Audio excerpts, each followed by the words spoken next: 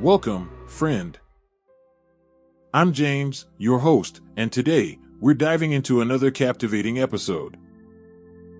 Grab a drink, get comfortable, and get ready for a powerful story that's sure to resonate. If something hits home, share your thoughts in the comments. Let's dive in.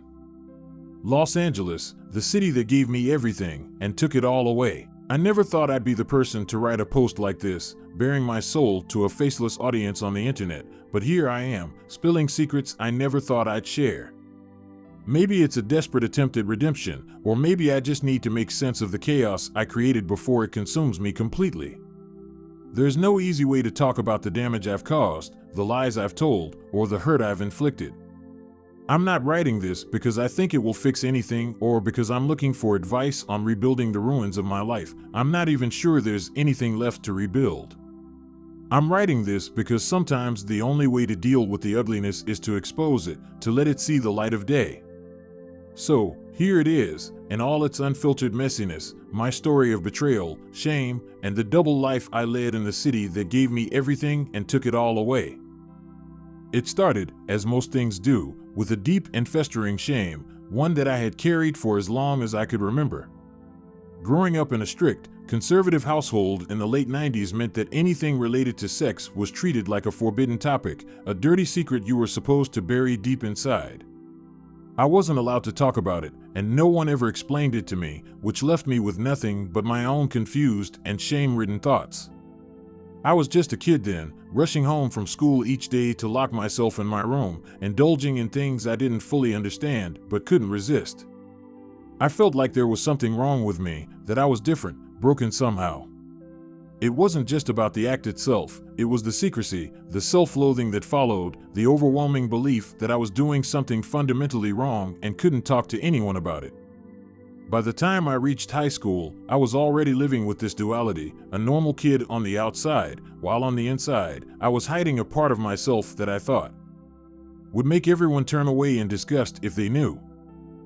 The shame didn't fade as I got older. If anything, it grew stronger, evolving into a more sophisticated form of self-deception.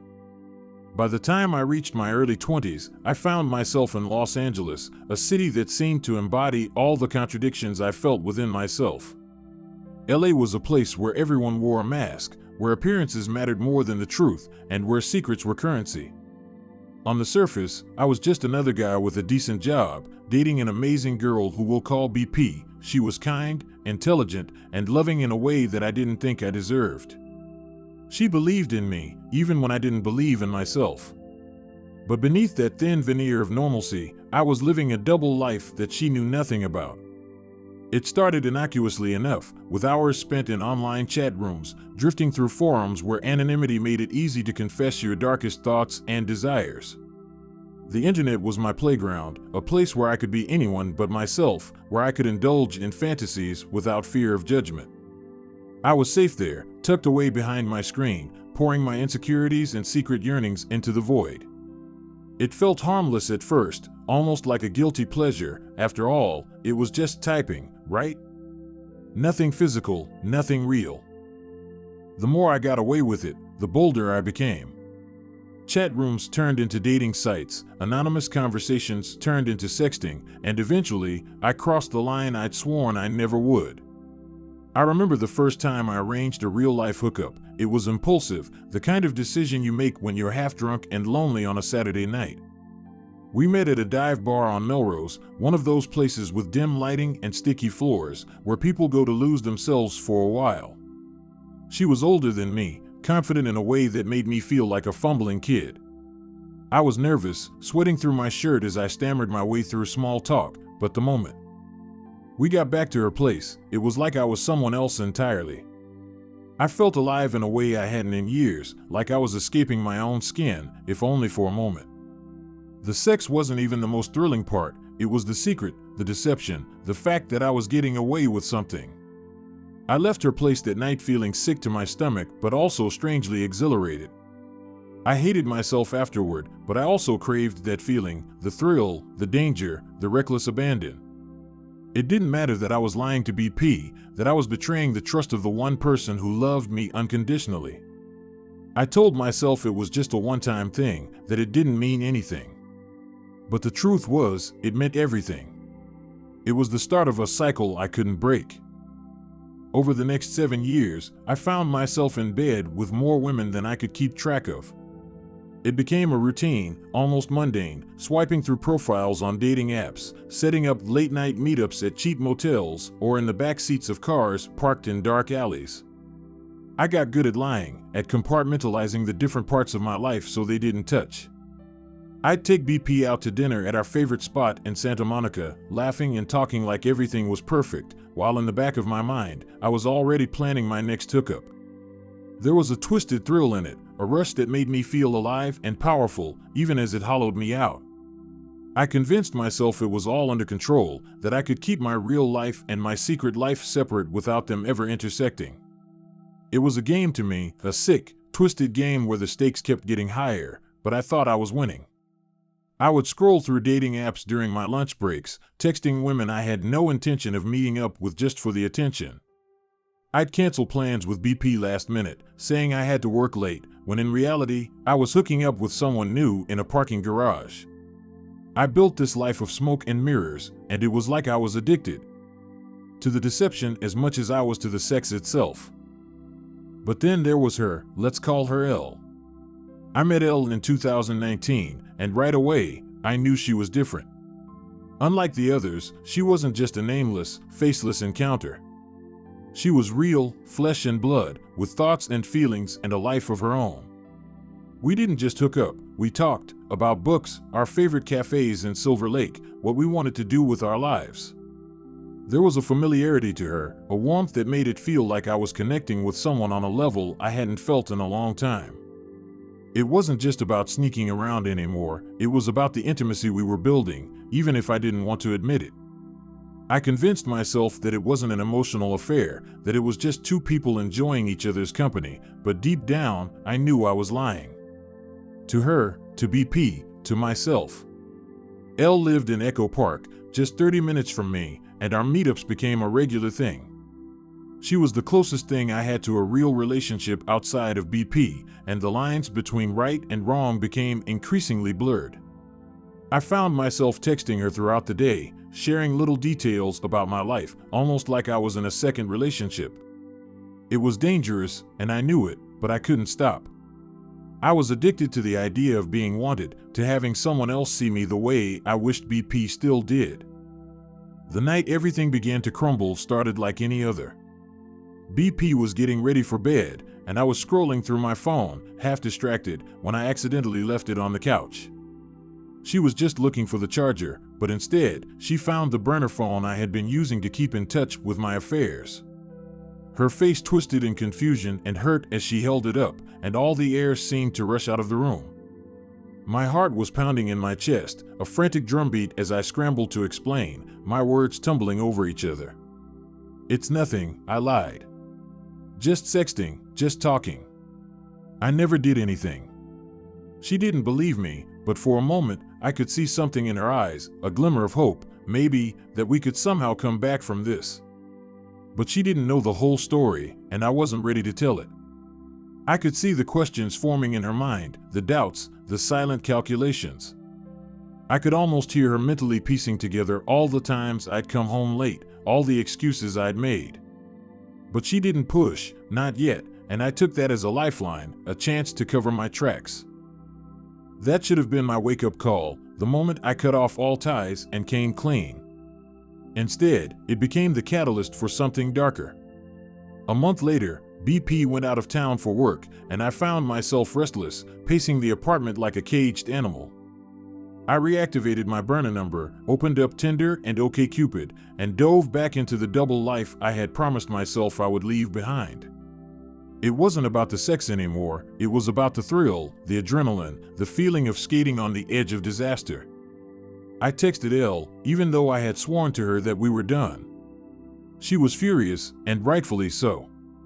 She thought I had finally chosen to end our affair, that I was committed to moving on and leaving the whole sordid mess behind. She had every reason to be angry. I had used her, just as I had used so many others, as a temporary escape from my real life, and now I was crawling. back to her like nothing had happened. She called me out on it, and we argued, but in the end, I convinced her to meet up. I told myself that it would be the last time, that after one more rendezvous, I would really walk away for good. But deep down, I knew I was lying to myself. I always told myself it was the last time. What I didn't expect was for Elle to reach her breaking point. She wasn't like the others. She had started to care about me in a way that went beyond our illicit meetings, and my actions were a betrayal to her, too. She had invested time and emotions into someone who had been playing a game, and when I tried to worm my way back into her life, it was the final straw. I didn't know she had been piecing together details from our conversations, connecting the dots I had carelessly scattered over the months. When I reappeared, it was like I had given her the last piece of the puzzle, and she was determined to use it. She tracked down BP on social media and sent her a detailed message, everything from the number of times we met to the conversations we had about my relationship. She spilled it all, the dates, the places we met, the texts I had sent. She even shared screenshots of some of our more intimate conversations, just to prove she wasn't making it up. She made sure to include every sordid detail that would hurt BP the most, and when she hit send, it was like a bomb went off in my life. I didn't even know it had happened until I got the call from BP. The night BP confronted me for the last time, I was sitting out on the patio, staring at the downtown skyline with a beer in hand, trying to calm my racing thoughts. The lights of the city flickered in the distance, the sounds of traffic and sirens creating a backdrop to the emptiness I felt inside. My phone buzzed on the table, and when I saw her name, my stomach dropped. Her voice trembled with anger and hurt, the kind of pain that cuts deep and changes a person forever. "She told me everything," she said, her voice cracking. "I need you to tell me the truth, all of it." For a moment, I considered lying, trying to salvage whatever I could, but then I realized there was nothing left to save. I could hear the tears in her voice, the breaking that had already begun, and I knew it was over. The lies came tumbling down like a house of cards, each one toppling into the next until there was nothing left standing. I told her everything, all the things I had kept hidden for so long. The hookups, the burner phones, the emotional affair with Elle, the countless betrayals that had spanned nearly a decade. It felt like I was ripping open a wound that had been festering for years, letting the rot spill out for the first time. I could hear her crying on the other end of the line, her breath hitching with every sob, and then there was nothing, just the hollow silence of a call that had ended, and with it, the life I had known. I stayed on that patio for hours, long after she hung up, feeling like the city itself was mocking me, its lights flickering like a million silent witnesses to my downfall. The noise of the traffic below felt distant, almost like it was happening in another world. Los Angeles felt smaller than ever, like I was trapped in a maze of my own making, with no way out. It was a city that promised everything but delivered nothing, a place where dreams go to die and secrets can't stay buried forever. It was as if all the weight of the secrets I had hidden for so long had finally crashed down on me, and there was no place left to run. The days that followed were a blur of shame and regret, of silence and emptiness. BP moved out, taking what little she could carry with her, and left me standing alone in an apartment that now felt like a tomb. The echoes of our laughter, the quiet moments we once shared, they all seemed to haunt the walls. I started going to therapy, trying to make sense of the choices I had made, the people I had hurt, but there was no simple way to patch up the wounds I had inflicted. There were nights when I'd drive aimlessly through the city, past the motels where I had met those other women, past Elle's apartment in Echo Park, past the bars where I had drowned my guilt in drinks. I would park in random places, sit in my car, and stare into the darkness, feeling like I had become a ghost in my own life. The therapy sessions have helped me understand why I did what I did, but understanding doesn't equate to forgiveness. There is no magic word that can take away the hurt I caused, no amount of explaining that can undo the damage. I am still coming to terms with the fact that the person I had become, the liar, the cheater, was as much a part of me as the person BP had once loved. I'd like to say I'm making progress, that I'm learning how to live with myself, but the truth is, I still struggle to look in the mirror some days. Sometimes, I wonder if I'll ever find my way out of this mess, if I'll ever truly be able to atone for what I've done. It's been months since BP left, and I haven't heard from her. I don't know if she'll ever come back, or if she even should. I drove her away, broke the person she was, and I'm not sure if there's a way to rebuild what's been shattered. Sometimes, I dream about going back to that first moment, to that first lie, and choosing differently. I imagine a version of my life where I didn't walk into that bar, where I didn't create a separate world for my secrets. But those are just fantasies, ways to soothe myself when I lie awake at night, staring at the ceiling of an empty apartment that once felt like home. Los Angeles, with all its allure and charm, became my accomplice in deceit. It gave me the perfect backdrop for my double life, the anonymity of the crowds and the glitz to distract from the darkness I carried. But in the end, it also became my judge, jury, and executioner. The city that once felt like an endless playground has now become a constant reminder of my failures. It's a place where I see my ghosts at every corner, where I can't escape the memories of what I did and the person I became.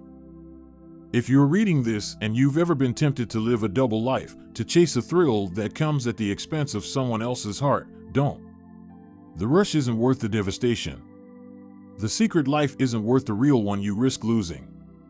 I thought I could have both, that I could keep my lies separate from my truth, but eventually, they all collided and left me with nothing but regret. I'm putting this out there because I need to own up to it. I'm not asking for sympathy, I don't deserve it. I'm just trying to make sense of it all, and maybe, by letting others see my mistakes, I can find a way to move forward. Or at the very least, help someone else avoid the path I took.